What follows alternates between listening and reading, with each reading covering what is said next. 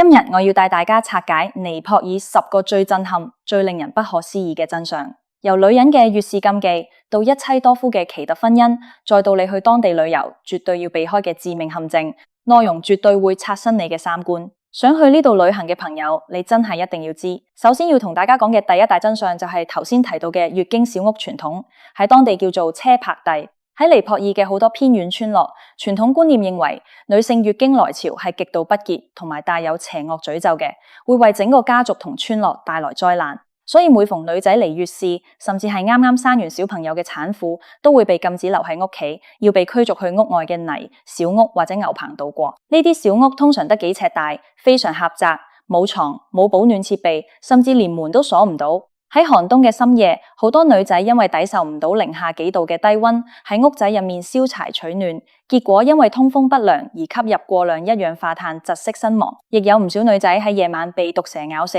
甚至遭到野獸攻擊。雖然尼泊爾最高法院早在2005年就已經宣布呢個傳統係違法，喺2017年仲將呢個行為刑事化，但係喺好多山區，呢種深固嘅宗教文化同迷信思想依然根深蒂固，好多地方嘅女人只要一有月事，依然要默默承受呢種非人道嘅折磨。講完月事嘅禁忌，第二個真相同樣同女性有關，但角色截然不同。呢個就係尼泊爾獨有嘅活女神文化，亦即係庫瑪麗。喺尼泊爾嘅加德滿都谷地，大家會見到一種被奉為神明嘅幼童。呢啲幼童係從普通人家嘅3至5歲小女孩入面選出嚟嘅，篩選過程非常嚴苛，要求女孩身體唔可以有任何傷痕、流過血，甚至要通過32種完美嘅體貌特徵測試，例如聲音要像雀鳥般清脆，皮膚要像榕樹葉般光滑。更加得人驚嘅係，選拔過程中，幼童要被關喺黑暗嘅房間入面，面對兇猛嘅水牛頭同神秘嘅面具舞蹈，只有表現得完全唔害怕嘅女仔先可以成為庫瑪麗。一旦被選中，呢個小女孩就會被送入神廟，失去所有普通小朋友嘅童年生活。佢嘅腳唔可以接觸地面，出入都要由家人抱住或者坐轎。平時唔可以隨便笑，亦唔可以表達喜怒哀樂，因為佢嘅神態被視為神明嘅啟示。但係呢種看似高高在上嘅神聖地位，卻喺女孩迎嚟人生第一次月經或者流第一滴血嘅時候瞬間幻滅。一旦身體流血，佢哋就會被認為神力消退，隨即被卸任，重新變回普通人。好多活女神喺4、5歲入宮，10幾歲被淘汰，返到現實世界之後，連最基本嘅行路、社交同生活技能都唔識。加上當地有傳說指娶過活女神嘅男人會早死，導致好多退役嘅庫瑪麗晚年生活非常孤獨同淒涼。看似神聖嘅光環背後，其實係對一個小女孩童年嘅剝削。第三個真相就係喺呢個社會環境下，女性喺尼泊爾嘅命運往往陷入一種極端嘅循環，淪為生仔同家庭工作嘅工具。喺尼泊爾嘅好多農村地方，男尊女卑嘅思想依然極度嚴重。雖然當地法律已經禁止同婚，但喺1990幾年到2000幾年期間，同婚現象依然極為普遍，至今依然有好多幾歲或者10幾歲嘅少女喺家人安排下結婚。對於好多傳統家庭嚟講，娶媳婦嘅主要目的就係為咗繁衍後代同埋增加免費勞動力。如果一個女人生唔到仔，佢喺屋企嘅地位會極度低下，甚至會被丈夫冷落、虐待或者拋棄。好多30幾歲甚至20幾歲嘅女人已經生咗4、5個小朋友，只係為咗求得一個男丁。從早到晚，女人要負責種田、搬運重物、煮飯同照顧全家，而男人則喺茶館聊天打牌。呢種強烈的對比喺山區村落隨處可見，反映出女性喺當地社會結構入面嘅無奈同卑微。但係如果你以為尼泊爾嘅婚姻制度只係單純嘅男尊女卑，咁你就大錯特錯，因為第4個真相會徹底顛覆你嘅認知。喺尼泊爾嘅偏遠高山地區，竟然盛行緊一種令好多香港人都覺得匪夷所思嘅婚姻模式——一妻多夫制。喺尼泊爾北部靠近西藏嘅喜馬拉雅山區，例如穆斯堂或者洪拉地區，一個女人可以同時嫁俾一間屋入面嘅幾兄弟。意思係，如果一個家庭有3兄弟，大哥娶咗一個老婆，2弟同3弟亦會同時成為呢個女人嘅丈夫。點解會出現咁奇特嘅分族？背後嘅原因其實好現實，就係土地同資源嘅極度貧乏。喺高寒嘅山區，可耕種嘅土地非常有限。如果兄弟分家，原本就不多嘅土地就會被分割得越來越細，家族財產亦會被分散，最終導致全家陷入貧困。為咗保持家族財產嘅完整，兄弟們選擇唔分家，共同娶一個妻子。喺呢種家庭入面，妻子要公平咁照顧每一位丈夫。生出嚟嘅小朋友全部稱呼大哥為爸爸，其他兄弟為叔叔或者小爸爸。雖然呢種制度喺2110年之後，隨着現代教育嘅普及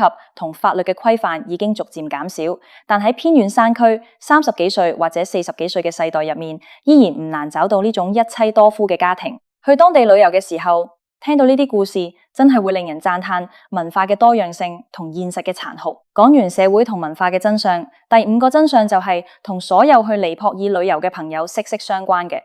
呢度擁有全世界上最危險嘅機場，飛機安全問題絕對係去旅行前要考量嘅重中之重。去尼泊爾行山，尤其是想去珠峰大本營嘅人，通常都要喺加德滿都搭小型飛機飛往盧卡拉機場。呢個機場被公認為全世界最危險嘅機場，機場嘅跑道極短，得幾百米長，而且一邊係懸崖，另一邊係高山壁。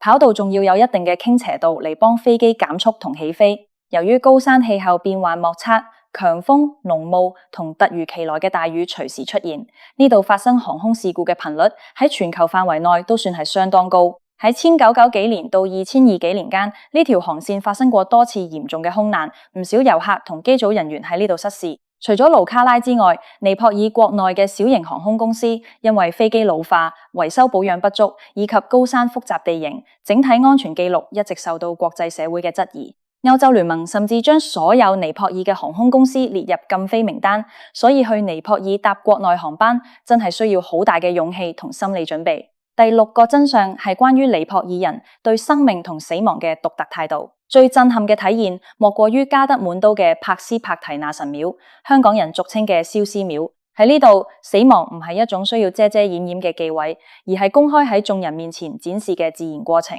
喺聖荷巴格馬蒂河畔，每日都有幾十頂露天嘅焚化台喺度進行火葬，死者嘅遺體會被裹上黃布，由家人抬到河邊進行儀式，然後喺柴堆上公開焚燒，骨灰隨即被掃入河水入面，流向恒河。最令人震撼嘅係，遊客可以站在河嘅對岸，甚至喺距離焚化台得幾十米嘅地方，親眼觀看成個過程。空氣入面彌漫住木柴、燒焦同肉體焚化嘅氣味。對於第一次接觸嘅外國遊客嚟講，呢種畫面極具衝擊力，甚至會覺得有啲得人驚。但係對尼泊爾嘅印度教徒嚟講，死亡只係靈魂脫離肉體，進入下一次輪迴嘅過程。佢哋唔會喺現場大聲哭喊，反而係以一種坦然同平靜嘅態度面對。呢種將死亡完全赤裸裸展示喺日常生活入面嘅文化，會令每一個到訪嘅旅人對生命產生全新嘅思考。第7個真相係喺呢啲神廟附近隨處可見嘅神奇人物苦行僧同埋大麻文化。喺燒屍廟或者加德滿都嘅杜巴廣場，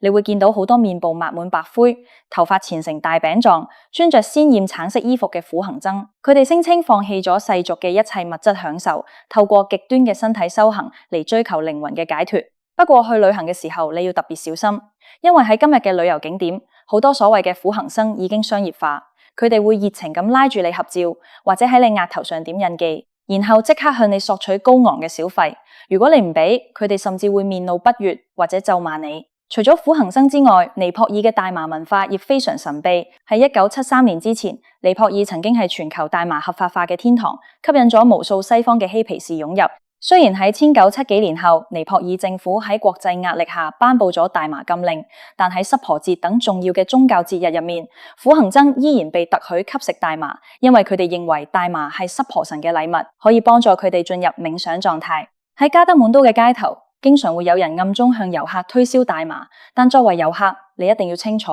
非法吸食或者攜帶大麻喺當地係嚴格違法嘅，千萬唔好因為好奇而觸犯法律。第8個真相係關於尼泊爾人日常生活中嘅各種奇特禁忌同禮儀，如果去旅行唔留意，好容易會惹怒當地人或者鬧出笑話。第1個大忌就係右手同左手嘅分工。喺尼泊爾，左手被認為係專門用嚟喺洗手間清潔身體嘅，所以係極度不潔嘅。喺遞拿東西、俾錢、接過食物或者同人握手嘅時候，千萬唔可以用左手，一定要用右手或者雙手接遞，以示尊重。如果你用左手拿食物俾當地人，佢哋會覺得受到極大嘅侮辱。第2個禁忌係頭部同腳部。喺尼泊爾，頭部被視為最神聖嘅部位，千萬唔好因為覺得當地小朋友可愛就伸手去摸佢哋嘅頭，呢個係好失禮嘅行為。而腳部則被視為最低下嘅部位。坐嘅時候切忌用腳底板對住別人或者神像，亦唔好用腳去指人或者碰觸任何物品。另外喺公眾場合，尼泊爾人係非常保守嘅，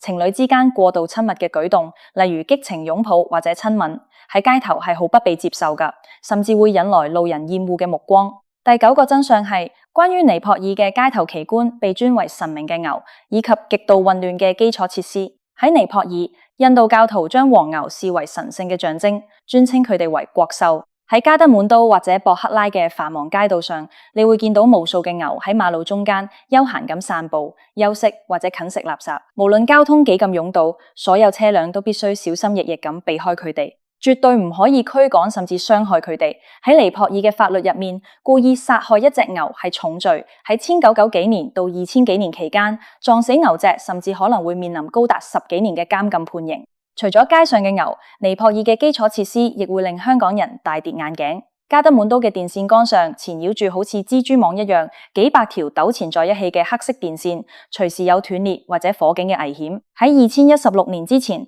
尼泊爾經歷過長達10幾年嘅嚴重缺電時期，每日停電時間長達10幾小時。雖然近年嚟電力狀況有所改善，但路面坑坑洼洼、塵土飛揚，被遊客戲稱為塵都嘅情況依然非常普遍。去旅行嘅時候，口罩同防塵裝備絕對係必備品。第10個真相則係關於尼泊爾呢個國家本身嘅神奇設定，同埋當地人嘅性格反差。你知唔知尼泊爾係全世界唯一一個國旗唔係矩形嘅國家？佢哋嘅國旗係由2個重疊嘅三角形組成，象徵住喜馬拉雅山脈嘅山峰，以及代表太陽同月亮。仲有尼泊爾嘅時區亦非常奇特，佢哋嘅時間比格林威治標準時間快5小時45分鐘，係全球極少數有15分鐘零頭時區嘅國家之一。雖然呢個國家經歷咗無數嘅貧困、政治動盪，以及2015年嗰場7.8級大地震嘅重創，但係尼泊爾人嘅幸福指數同友善程度卻高得令人驚訝。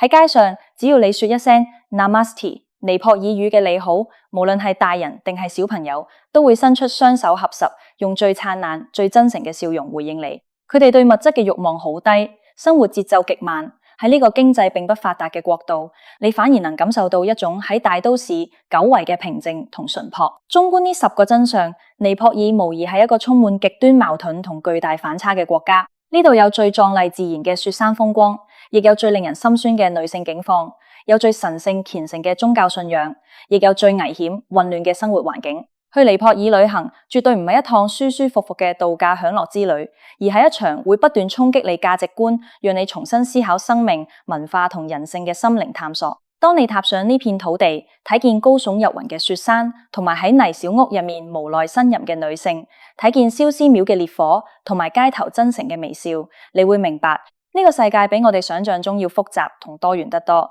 如果你準備好迎接呢種文化衝擊，尼泊爾依然係一個一生人一定要去一次嘅神秘國度。